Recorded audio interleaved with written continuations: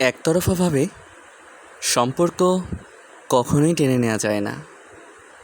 Sacrifice, মানিয়ে নেওয়া, দায়িত্ববোধ এবং ভালোবাসা উভয় পক্ষের সমপরিমাণ থাকতে হয়।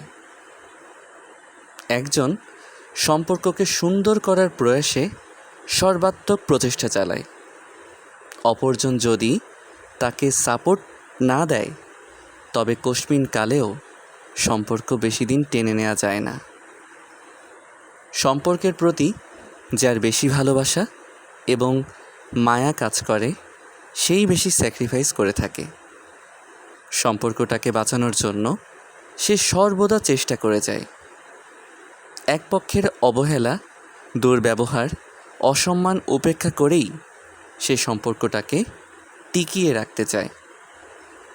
তবে দিনের পর দিন এমন একতরফাভাবে সম্পর্ককে টিকিয়ে রাখার জন্য যুদ্ধ করাটাও একটা সময় পর মানসিক যন্ত্রণার কারণ হয়ে দাঁড়ায়।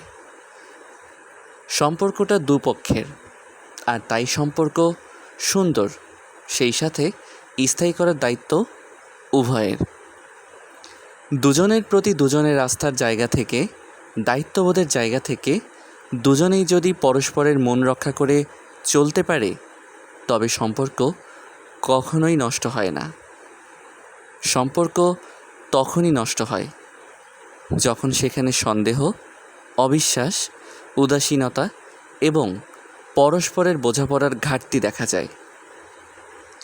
দুজনের মধ্যে ঠিক একজন যদি সম্পর্ক রাখতে না চায় তবে সেই সম্পর্ক বেশি দূর এগোতে পারে না। ঠেলে ঠুলে একা একা আর কত দূর নেওয়া যায়?